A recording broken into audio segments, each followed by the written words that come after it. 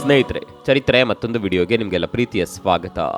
ಕೆಲವೊಂದು ಘಟನೆಗಳನ್ನು ನೋಡಿದಾಗ ಅಥವಾ ಆ ಬಗ್ಗೆ ಕೇಳಿದಾಗ ಈ ಪ್ರಪಂಚ ಆದಷ್ಟು ಬೇಗ ನಾಶ ಹೊಂದಲಿ ಅನ್ನುವಷ್ಟು ಹತಾಶೆ, ಕೋಪ ವ್ಯಕ್ತವಾಗುತ್ತದೆ. ಮನುಷ್ಯರು ಮನುಷ್ಯರ ತರಹ ಇರದೆ ಮೃಗತ್ವವನ್ನ ಮೀರಿಸುವಷ್ಟು ಅನಾಚಾರ ಮಾಡಿದಾಗ ಇಂಥದ್ದೊಂದು ನೆತ್ತಿಗೇರುವ ಸಿಟ್ಟು ವ್ಯಕ್ತವಾಗುತ್ತದೆ. ಅಸಲಿಗೆ ಮನುಷ್ಯತ್ವವನ್ನ ಮರೆತ ಘಟನೆ ನಡೆದಿತ್ತು ಅಂತ ತಿಳಿದ ಕೂಡಲೇ ಅನಿಸೋದೊಂದೇ, ಹಾಗಾದ್ರೆ ನಾವು ನಮ್ಮನ್ನು ನಾವು ಮನುಷ್ಯರು ಅಂತ ಕರೆಸಿಕೊಳ್ಳೋದಕ್ಕೆ ಏನಿದೆ ಯೋಗ್ಯತೆ ಎನ್ನುವ ಪ್ರಶ್ನೆ ಕಾಡುತ್ತದೆ. ಇಂದಿನ ಈ ಎಪಿಸೋಡ್ನಲ್ಲಿ ಇಂಥದ್ದೇ ಒಂದು ವಿಲಕ್ಷಣ ಘಟನೆಯ ಕುರಿತು ಹೇಳುವವರಿದ್ದೇವೆ. ಮಾನಸಿಕವಾಗಿ ಅತಿ ಸೂಕ್ಷ್ಮ ವ್ಯಕ್ತಿತ್ವ ಹೊಂದಿದವರು ದಯಮಾಡಿ ಈ ಸ್ಟೋರಿ ನೋಡದಿರುವುದು ಒಳ್ಳೆಯದು. ಪ್ರಪಂಚವೇ ತಲೆ ತಗ್ಗಿಸುವಂತೆ ಮಾಡಿದ ರಾಕ್ಷಸತ್ವವನ್ನ ಮೆರೆದ ಕಿರಾತಕನೊಬ್ಬನ ಬೀಭತ್ಸ್ಯ ಘಟನೆ ಇದು. ಜಗತ್ತಿನಲ್ಲಿ ಮಾನವೀಯತೆ, ನೈತಿಕತೆ ಪಾತಾಳ ಕಂಡಿರೋದು ಈ ಕರಾಳ ಕೃತ್ಯದಲ್ಲಿ ವ್ಯಕ್ತವಾಗುತ್ತದೆ. ಕಲಿಗಾಲ ಅನ್ನೋದನ್ನ ಅಕ್ಷರಶಃ ನೆನಪಿಸುವಂತೆ ಮಾಡಿದ ಕುಕೃತ್ಯವಿದು. ಬಹುಶಃ ಇಂತಹ ವ್ಯಕ್ತಿಗಳು ಭೂಮಿಯ ಮೇಲೆ ಇರ್ತಾರೆ ಅಂದರೆ ಪ್ರಪಂಚ ಅತ್ಯಂತ ದುರ್ದಿನಗಳತ್ತ ಹೋಗುತ್ತಿದೆ ಅಂತಲೇ ಅರ್ಥ. ಇದು ಕೇಳಲು ಯಾವುದೋ ಕಾಲ್ಪನಿಕ ಕಥೆಯಂತೆ ಭಾಸವಾಗುತ್ತದೆ, ಆದರೆ ಇದು ನಿಜವಾಗಿಯೂ ನಡೆದ ಘಟನೆ. ಆರಂಭದಲ್ಲಿ ಕೃತ್ಯದ ಕುರಿತು ತನಿಖೆ ಕೈಗೊಂಡಾಗ ಪೊಲೀಸರಿಗೂ ಈ ಪ್ರಕರಣದಲ್ಲಿ ಇಷ್ಟೊಂದು ಭಯಾನಕತೆ, ಬೀಭತ್ಸ್ಯಕತೆ ಇದೆ ಅಂತ ಗೊತ್ತಿರಲಿಲ್ಲ. ಆದರೆ ತನಿಖೆಗೆ ಪೂರಕವಾದ ಸಾಕ್ಷ್ಯಗಳು, ಪುರಾವೆಗಳು ಸಿಗುತ್ತಿದ್ದಂತೆಯೇ ಖುದ್ದು ಪೊಲೀಸರು, ತನಿಖಾ ಪತ್ರಕರ್ತರು ಸಹ ಬೆಚ್ಚಿಬಿದ್ದಿದ್ದರು. ಹೌದು, ಇದು ಜೋಸೆಫ್ ಫ್ರಿಡ್ಜೆಲ್ ಎನ್ನುವ ರಾಕ್ಷಸಿ ತಂದೆಯ ವಿಲಕ್ಷಣ ವಿಕೃತಿಯ ಕತೆ. ಮನುಷ್ಯತ್ವವನ್ನೇ ಮರ್ಡರ್ ಮಾಡಿದ ಈತನ ಮಿಸ್ಟ್ರಿ ಸಭ್ಯತೆಯ ನಾಗರಿಕ ಸಮಾಜ ಕೇಳುವಂಥದ್ದಲ್ಲ. ಜೋಸೆಫ್ ಫ್ರಿಡ್ಜೆಲ್ ಆಸ್ಟ್ರಿಯಾದ ಆಮ್ಸ್ಟೆರ್ಡಾಮ್ ನಗರದ ರಹವಾಸಿ, ಸಾಮಾಜಿಕವಾಗಿ ಸಾಕಷ್ಟು ಗೌರವ ಹೊಂದಿದ್ದ ಗಣ್ಯ ವ್ಯಕ್ತಿ. ಹೊರಜಗತ್ತಿನೊಂದಿಗೆ ಆತ ಹೊಂದಿದ್ದ ವ್ಯಕ್ತಿತ್ವದ ಕಾರಣಕ್ಕಾಗಿ ಊರಿನವರಿಂದ ಗೌರವಿಸಲ್ಪಡುತ್ತಿದ್ದ. ಆದರೆ ಆತನ ಈ ವ್ಯಕ್ತಿತ್ವದ ಹಿಂದೆ ಮತ್ತೊಂದು ವಿಲಕ್ಷಣ ಮುಖವಿತ್ತು. ಆತನ ಮನಸ್ಸಿನಲ್ಲಿ, ಮನೆಯಲ್ಲಿ ಏನು ನಡೆಯುತ್ತಿದೆ ಅನ್ನೋದು ಹೊರಜಗತ್ತಿಗೆ ತಿಳಿದೇ ಇರಲಿಲ್ಲ. ಗೋಮುಖ ಹೊತ್ತ ವ್ಯಾಘ್ರ ಎನ್ನುವ ಪದಕ್ಕೆ ಪರ್ಯಾಯದಂತಿದ್ದ ಈ ಜೋಸೆಫ್ ಮಾಡಿದ್ದೆಲ್ಲವೂ ಅನಾಚಾರ, ತೀರಾ ಭಯಂಕರ. ವಯೋವೃದ್ಧ ಜೋಸೆಫ್ ತನ್ನ ಹೆಂಡತಿ ರೋಸ್ಮೇರಿಯೊಂದಿಗೆ ಆಮ್ಸ್ಟೆರ್ಡಾಮ್ ನಗರದಲ್ಲಿ ವಾಸವಿದ್ದ. ಆತನಿಗೆ 7 ಜನ ಮಕ್ಕಳಿದ್ದರು. ಅದರಲ್ಲಿ ಒಬ್ಬಳು ಈ ಘಟನೆಯ ದುರಂತ ನಾಯಕಿ ಎಲಿಜಬೆತ್. ಈ ಹುಡುಗಿ ಬಾಕಿ ಮಕ್ಕಳಂತೆ ತನ್ನ ತಂದೆಯೊಂದಿಗೆ ಇರಲೇ ಇಲ್ಲ. ಸದಾ ಅಪ್ಪನೊಂದಿಗೆ ಕಿತ್ತಾಡಿಕೊಂಡೇ ಬೆಳೆದ್ಲು. ಇದರ ಪರಿಣಾಮ ಎನ್ನುವಂತೆ ಇಡೀ ಮನೆಯ ಪರಿಸ್ಥಿತಿ ಆಗಾಗ ವಿಷಮಗೊಳ್ಳುತ್ತಿತ್ತು. ನಿತ್ಯ ಜಗಳದಿಂದಾಗಿ ಕುಟುಂಬದಲ್ಲಿ ಶಾಂತಿ ಅನ್ನೋದೇ ಮಾಯವಾಗಿತ್ತು. ಹೀಗೆ ದಿನಗಳು ಉರುಳುತ್ತಿರಬೇಕಾದ್ರೆ ಒಂದು ದಿನ ಇದ್ದಕ್ಕಿದ್ದಂತೆ ಎಲಿಜಬೆತ್ ಮನೆಯಿಂದ ಕಾಣೆಯಾಗ್ತಾಳೆ. ಅವಳು ಎಲ್ಲಿ ಹೋದ್ಲು, ಯಾತಕ್ಕಾಗಿ ಓಡಿ ಹೋದ್ಲು ಅಂತ ಯಾರಿಗೂ ತಿಳಿದಿರಲಿಲ್ಲ. ಯಾವುದೋ ಧಾರ್ಮಿಕ ಪಂಥಕ್ಕೆ ಸೇರೋದಾಗಿ ಅವಳು ಮನೆ ಬಿಟ್ಟು ಓಡಿ ಹೋಗಿದ್ದಾಳೆ ಅಂತಾಲೆ ಹೇಳಲಾಗಿತ್ತು. ಆದರೆ ಸತ್ಯ ಬೇರೆಯದ್ದೇ ಇತ್ತು. ಅಸಲಿಗೆ ಎಲಿಜಬೆತ್ ಮನೆಯಿಂದ ನಾಪತ್ತೆ ಆಗಿರಲೇ ಇಲ್ಲ. ಅವಳು ತನ್ನದೇ ಮನೆಯ ನೆಲಮಾಳಿಗೆಯಲ್ಲಿ ಕೈದಿಯಾಗಿ ಗುಲಾಮಳಂತೆ ತಳ್ಳಲ್ಪಟ್ಟಿದ್ದಳು. ಆದರೆ ಜೋಸೆಫ್ ತನ್ನ ಪತ್ನಿ ರೋಸ್ಮೇರಿಗೆ ಎಲಿಜಬೆತ್ ಮನೆಯಿಂದ ಓಡಿ ಹೋಗಿದ್ದಾಳೆ ಅಂತ ಕತೆ ಕಟ್ಟಿ ಹೇಳಿ ನಂಬುವಂತೆ ಮಾಡಿದ್ದ. ಜೋಸೆಫ್ ತನ್ನ ವಿಶಾಲ ಮನೆಯ ಕೆಳಗಡೆ ನೆಲಮಾಳಿಗೆಯಲ್ಲಿ ಎಲಿಜಬೆತ್ ತನ್ನ ಕೈದಿಯಂತೆ ಇರಿಸಿಕೊಂಡಿದ್ದ. ಅಸಲಿಗೆ ಜೋಸೆಫ್ ಒಂದು ರೀತಿಯ ವಿಲಕ್ಷಣ ಮನಸ್ಥಿತಿ ಹೊಂದಿದ್ದ. ಅದರಲ್ಲೂ ಗುಪ್ತ ಕೋಣೆ, ಬಂಕರ್ಗಳು, ನಿಗೂಢ ರಹಸ್ಯ ಸ್ಥಳಗಳ ಕುರಿತು ವಿಪರೀತ ಎನ್ನುವಷ್ಟು ಆಸಕ್ತಿ ಹೊಂದಿದವನಾಗಿದ್ದ. ಅದರಂತೆ ತನ್ನ ಮನೆಯ ಕೆಳಗಡೆ ಒಂದು ಬಂಕರ್ ರೀತಿಯಲ್ಲಿ ಕೊಠಡಿಗಳನ್ನ ಕಟ್ಟಿಕೊಂಡಿದ್ದ. ಆದರೆ ಈ ರಹಸ್ಯ ಕೋಣೆಗಳ ಬಗ್ಗೆ ಮನೆಯಲ್ಲಿ ಯಾರಿಗೂ ತಿಳಿದಿರಲಿಲ್ಲ. ತಾವು ನಡೆದಾಡುವ ಮನೆಯ ನೆಲಹಾಸಿನ ಕೆಳಗೆ ಇಂಥದ್ದೊಂದು ವಿಚಿತ್ರ ವಿಲಕ್ಷಣ ಕೋಣೆಯೊಂದು ಇದೆ ಅನ್ನುವುದು ಮನೆಯ ಇತರೆ ಸದಸ್ಯರಿಗೆ ಗೊತ್ತೇ ಇರಲಿಲ್ಲ. ಅದೊಂದು ದಿನ ಜೋಸೆಫ್ ರೋಸ್ಮೇರಿ ಹತ್ತಿರವಿಲ್ಲದ ಸಮಯ ನೋಡಿಕೊಂಡು ಸಂಚೊಂದನ್ನ ರೂಪಿಸಿದ. ಕೆಳಗಿನ ಕೊಠಡಿಯಲ್ಲಿ ಬಾಗಿಲು ಮುರಿದಿದೆ, ಅದನ್ನ ರಿಪೇರಿ ಮಾಡಲು ಸಹಾಯಕರ ಅವಶ್ಯಕತೆ ಇದೆ ಅಂತಾಲೂ ಎಲಿಜಬೆತ್ ಬಳಿ ಹೇಳಿಕೊಂಡ. ಅಲ್ಲದೆ ಸಹಾಯ ಮಾಡುವಂತೆ ಮಗಳಿಗೆ ಕೋರಿಕೊಂಡ. ನಿತ್ಯ ಜಗಳವಾಡಿಕೊಂಡಿದ್ದ ತಂದೆ ಹೀಗೆ ಇದ್ದಕ್ಕಿದ್ದಂತೆ ಸಹಾಯ ಕೇಳಿದ್ದನ್ನ ಕಂಡು ದಂಗಾದ ಎಲಿಜಬೆತ್ ಆಯಿತು ಎಂದು ಒಪ್ಪಿಕೊಂಡಳು. ಇದಾದ ಸ್ವಲ್ಪ ಸಮಯದ ಬಳಿಕ ಸೆಲ್ಲರ್ ಕೆಳಗಡೆ ಇದ್ದ ನಿಗೂಢ ಕೋಣೆಯತ್ತ ಅವಳನ್ನ ಕರೆದೊಯ್ದ. ಇನ್ನೇನು ಅವಳು ಮೆಟ್ಟಿಲುಗಳನ್ನ ಇಳಿದು ಒಳಗಡೆ ಇಳಿಬೇಕು ಎನ್ನುವಷ್ಟರಲ್ಲಿ ಜೋಸೆಫ್ ತನ್ನ ಜೇಬಿನಿಂದ ಕರವಸ್ತ್ರ ತೆಗೆದವನೇ ಅವಳ ಮೂಗಿಗೆ ಹಿಡಿದ. ಕ್ಲೋರೋಫಾರ್ಮಾನೊಂದಿಗೆ ತುಂಬಿದ್ದ ಈ ಕರವಸ್ತ್ರ ಮೂಗಿಗೆ ಹಿಡಿಯುತ್ತಲೇ ಎಲಿಜಬೆತ್ ಮೂರ್ಛೆ ಹೋದ್ಲು. ಜೋಸೆಫ್ ತಡ ಮಾಡದೆ ಅವಳನ್ನ ಧರಧರನೆ ಎಳೆದುಕೊಂಡು ಸೀಕ್ರೆಟ್ ರೂಮಿನ ಮಂಚದ ಮೇಲೆ ಕೆಡವಿದ. ಕೆಲವು ಗಂಟೆ ಬಳಿಕ ಎಚ್ಚರಗೊಂಡ ಎಲಿಜಬೆತ್ ಕಣ್ಣು ಬಿಟ್ಟಾಗ ದಟ್ಟ ಕತ್ತಲೆ ಆವರಿಸಿಕೊಂಡಿದ್ದ ಕೊಠಡಿ ಒಂದರಲ್ಲಿ ಶವದಂತೆ ಬಿದ್ದಿದ್ದಳು. ಅಂದಹಾಗೆ ಜೋಸೆಫ್ ಮನೆಯ ನೆಲಮಹಡಿಯಲ್ಲಿ ಹಲವಾರು ಕೋಣೆಗಳಿದ್ದವು. ಅದರಲ್ಲಿ ಒಂದು ಕೊಠಡಿಯಲ್ಲಿ ಪುಸ್ತಕಗಳನ್ನು ಜೋಡಿಸಿಡಲಾಗಿತ್ತು.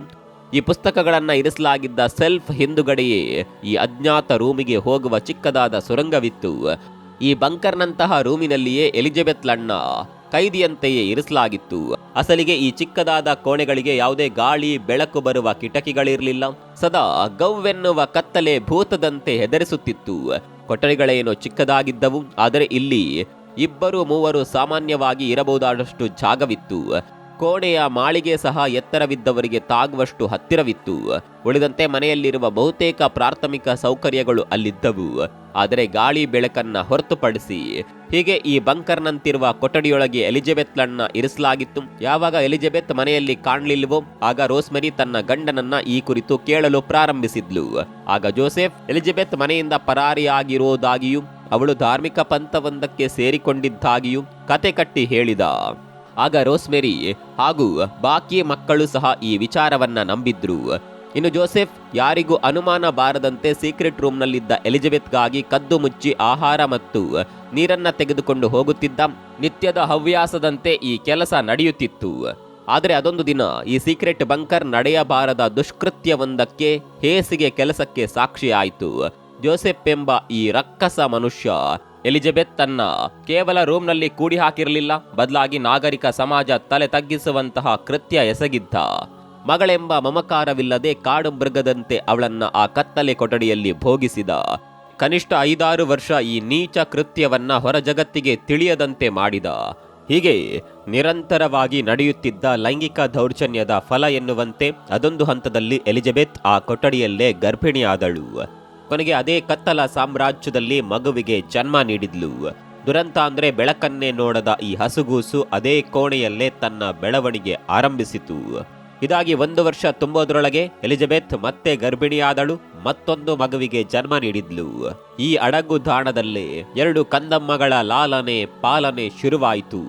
ಎಂತಹ ಘನಘೋರ ಸ್ಥಿತಿ ಅಂದ್ರೆ ಹುಟ್ಟಿದ ಮಕ್ಕಳಿಗೆ ಹೊರಗೊಂದು ಬೆಳಕಿನ ಜಗತ್ತು ಇದೆ ಅನ್ನೋದೇ ತಿಳಿದಿರಲಿಲ್ಲ. ಈ ಕಾರ್ಗತ್ತಲ ಕೋಣೆಯೇ ಆ ಮಕ್ಕಳ ಪಾಲಿಗೆ ಪ್ರಪಂಚವಾಗಿ ಮಾರ್ಪಟ್ಟಿದ್ದವು. ಹೊಟ್ಟೆಗೆ ಒಂದಿಷ್ಟು ಆಹಾರ ನೀರು ಸಿಗುತ್ತೆ ಅನ್ನೋದನ್ನ ಬಿಟ್ರೆ ಅಲ್ಲಿ ಬೇರೆ ಯಾವುದಕ್ಕೂ ಅವಕಾಶ ಇರಲಿಲ್ಲ. ಹೀಗೆ ದಿನಗಳು ಉರುಳುತ್ತಿರಬೇಕಾದ್ರೆ ಎಲಿಜಬೆತ್ 3ನೇ ಮಗುವಿಗೆ ಜನ್ಮ ನೀಡಿದ್ಲು. ಆದ್ರೆ ಈ ಬಾರಿ ಜೋಸೆಫ್ ಹುಟ್ಟಿದ ಮಗುವನ್ನ ಬಂಕರ್ನಲ್ಲಿ ಬಿಡ್ಲಿಲ್ಲ. ಬದಲಾಗಿ ಅದನ್ನ ಹೊರಗೆ ಬುಟ್ಟಿಯಲ್ಲಿ ತೆಗೆದುಕೊಂಡು ತನ್ನದೇ ಮನೆ ಅಂಗಳದಲ್ಲಿ ಇಟ್ಟ. ತನ್ನ ಹೆಂಡತಿ ರೋಸ್ಮೆರಿಗೆ ಇದು ಎಲಿಜಬೆತ್ಗೆ ಹುಟ್ಟಿದ ಮಗು, ಬಹುಶಃ ಅವಳು ಪಂಥದಲ್ಲಿ ಯಾರಿಗೋ ಗರ್ಭಿಣಿಯಾಗಿರಬೇಕು, ಮಗುವನ್ನ ತಮ್ಮೊಂದಿಗೆ ಬೆಳೆಸಲು ಇಲ್ಲಿ ಬಿಟ್ಟು ಹೋಗಿದ್ದಾಳೆ ಅಂತ ಮತ್ತೆ ಅದೇ ಹಳೆಯ ಕತೆಗೆ ಹೊಸದನ್ನ ಸೇರಿಸಿ ಹೇಳಿದ. ಪಾಪ ರೋಸ್ಮರಿ ಕೂಡ ಗಂಡನ ಮಾತನ್ನ ನಂಬಿ ಮಗುವಿನ ಪೋಷಣೆಯಲ್ಲಿ ತೊಡಗಿಸಿಕೊಂಡ್ಲು. ಹೀಗೆ ದಿನಗಳು ಕಳೆಯುತ್ತಿದ್ದರೂ ಜೋಸೆಫ್ಗೆ ತನ್ನ ಪಾಪಕರ್ಮಗಳ ಬಗ್ಗೆ ಕಿಂಚಿತ್ತು ಪಶ್ಚಾತ್ತಾಪವಿರಲಿಲ್ಲ. ತನ್ನ ಪೈಶಾಚಿಕ ಉಡಾಫೆ ವರ್ತನೆ ಎಂದಿನಂತೆ ಮುಂದುವರಿಸಿದ್ದ. ಹೀಗೆ ನಿರಂತರವಾಗಿ ಎಲಿಜಬೆತ್ಲ ಮೇಲೆ ಆತನ ಮೃಗೀಯ ನಡವಳಿಕೆ ಎಡೆಯಿಲ್ಲದೆ ನಡೆದಿತ್ತು. ಇದರ ಫಲ ಎನ್ನುವ ಹಾಗೆ ಎಲಿಜಬೆತ್ ಎನ್ನುವ ಹೆಣ್ಣು ಮಗಳು ಅದೇ ಕತ್ತಲ ಸಾಮ್ರಾಜ್ಯದಲ್ಲಿ ತನ್ನದೇ ತಂದೆಯ ಒಟ್ಟು 7 ಮಕ್ಕಳಿಗೆ ಜನ್ಮ ನೀಡಿದ್ದಳು. ಅದರಲ್ಲಿ 1 ಮಗು ಹುಟ್ಟಿದ ಕೂಡಲೇ ಮೃತಪಟ್ಟಿತ್ತು. ಬಾಕಿ ಉಳಿದ 6 ಮಕ್ಕಳು ಬದುಕಿ ಉಳಿದಿದ್ದವು. ಇದರಲ್ಲಿ 3 ಮಕ್ಕಳು ಎಲಿಜಬೆತ್ಲ ಕತ್ತಲ ಕೋಣೆಯಲ್ಲಿ ಬೆಳೆಯುತ್ತಿದ್ದರೆ, ಇನ್ನು 3 ಮಕ್ಕಳು ರೋಸ್ಮರಿಯ ಮಡಿಲ್ನಲ್ಲಿ ಬೆಳೆಯುತ್ತಿದ್ದವು. ಈ ಕಿರಾತಕ ಜೋಸೆಫ್ ಮತ್ತೆರಡು ಮಕ್ಕಳನ್ನ ಸಹ ಬುಟ್ಟಿಯಲ್ಲಿ ಇಟ್ಟು ಇವು ಸಹ ಎಲಿಜಬೆತ್ಲ ಮಕ್ಕಳೇ ಅಂತ ರೋಸ್ಮರಿಯನ್ನ ನಂಬಿಸಿದ್ದ. ಹೀಗೆ 3 ಮಕ್ಕಳು ಮೇಲಿನ ಹೊರಜಗತ್ತಿನ ಮನೆಯಲ್ಲಿದ್ದರೆ ಮತ್ತೆ 3 ಮಕ್ಕಳು ಸೆಲ್ಲರ್ನಲ್ಲಿ ಬಂದಿಯಾಗಿದ್ದವು. ಅವುಗಳಲ್ಲಿ 1 ಮಗು ಕ್ರಿಸ್ಟಿನ್. ಸುಮಾರು 19 ವರ್ಷಗಳ ಕಾಲ ಈ ಹೆಣ್ಣು ಮಗಳು ಕತ್ತಲ ಕೋಣೆಯಲ್ಲೇ ಬೆಳೆದಿದ್ದಳು. ಹೀಗಿರುವಾಗ ಒಂದು ದಿನ ಇದ್ದಕ್ಕಿದ್ದಂತೆ ಅನಾರೋಗ್ಯಕ್ಕೆ ತುತ್ತಾದಳು. ಮುಂದೇನು ಮಾಡುವುದು ಅಂತ ಎಲಿಜಬೆತ್ಗೆ ತಿಳಿಯದಾಯಿತು. ಕೂಡಲೇ ಜೋಸೆಫ್ ಎದುರು ಮಂಡಿಯೂರಿ ಕುಳಿತು ಪರಿಪರಿಯಾಗಿ ಬೇಡಿಕೊಂಡಳು. ಕನಿಷ್ಠ ಮಗಳಿಗೆ ಚಿಕಿತ್ಸೆ ಕೊಡಿಸುವಂತೆ ಗೋಗರೆದಳು. ಯಾವಾಗ ಎಲಿಜಬೆತ್ ವಿಪರೀತ ಎನ್ನುವಷ್ಟು ಬೇಡಿಕೊಂಡಳು, ಆಗ ಜೋಸೆಫ್ ಆ 19 ವರ್ಷದ ಹೆಣ್ಣು ಮಗಳನ್ನ ಆಸ್ಪತ್ರೆಗೆ ದಾಖಲಿಸಿದ. ಮೊದಮೊದಲು ಈ ಕ್ರಿಸ್ಟಿನ್ ನೋಡಿದ ಆಸ್ಪತ್ರೆ ಸಿಬ್ಬಂದಿ ಬೆಚ್ಚಿಬಿದ್ದರು. ಸಂಪೂರ್ಣವಾಗಿ ಬಿಳಚಿಕೊಂಡಿದ್ದ ಕ್ರಿಸ್ಟಿನ್ ನೋಡಲು ಅನ್ಯಗ್ರಹ ಜೀವಿಯಂತೆ ಕಾಣ್ತಾ ಇದ್ಲು. ಹುಟ್ಟಿದಾಗಿನಿಂದ ಕೋಣೆಯಲ್ಲೇ ಇದ್ದಿದ್ರಿಂದ ಅವಳಿಗೆ ಸೂರ್ಯನ ಬಿಸಿಲೇ ತಾಗಿರಲಿಲ್ಲ. ಹೀಗಾಗಿ ವಿಟಮಿನ್ ಡಿ ಕೊರತೆ ಕಾಡುತ್ತಿತ್ತು. ಅವಳ ಆರೋಗ್ಯ ತೀರಾ ಹದಗೆಟ್ಟಿತ್ತು. ಮುಂದಿನ ಚಿಕಿತ್ಸೆ ನೀಡಬೇಕು ಅಂದ್ರೆ ಯುವತಿಯ ಪರಿಪೂರ್ಣ ದೇಹಾರೋಗ್ಯದ ವರದಿ ಬೇಕೇ ಬೇಕಿತ್ತು. ಅಂದ್ರೆ ಯುವತಿಯ ಜೈವಿಕ ಪೋಷಕರು ಯಾರು ಅನ್ನೋದು ತಿಳಿಯಲೇಬೇಕಿತ್ತು. ವೈದ್ಯರು ಈ ಕುರಿತು ಜೋಸೆಫ್ಗೆ ಪ್ರಶ್ನೆ ಮಾಡಿದ್ರು. ಯಥಾ ಪ್ರಕಾರ ಜೋಸೆಫ್ ತನ್ನ ಹೆಂಡತಿ ರೋಸ್ಮರಿಗೆ ಹೇಳಿದ ಕಥೆಯನ್ನೇ ವೈದ್ಯರಿಗೆ ತಿಳಿಸಿದ. ಈ ಹೆಣ್ಣು ಮಗು ಎಲಿಜಬೆತ್ ಅವಳದ್ದೇ ಅಂತ ಹೇಳಿ ಪುಸಾಲಾಯಿಸಲು ನೋಡಿದ. ಆದರೆ ವೈದ್ಯರಿಗೆ ಜೋಸೆಫ್ ಹೇಳಿದ ವಿಷಯದ ಮೇಲೆ ಸಂಪೂರ್ಣ ನಂಬಿಕೆ ಬಂದಂತೆ ಕಾಣಲಿಲ್ಲ. ಜೊತೆಗೆ ಕ್ರಿಸ್ಟಿನ್ಗೆ ಕಾಡುತ್ತಿದ್ದ ವಿಟಮಿನ್ ಡಿ ಕೊರತೆಯ ಪ್ರಶ್ನೆಯೂ ಅವರನ್ನ ಕಾಡ್ತಾ ಇತ್ತು. ಈ ಎರಡು ಅಂಶಗಳು ತಾಳೆ ಬಂದಂತೆ ಕಾಣಲಿಲ್ಲ.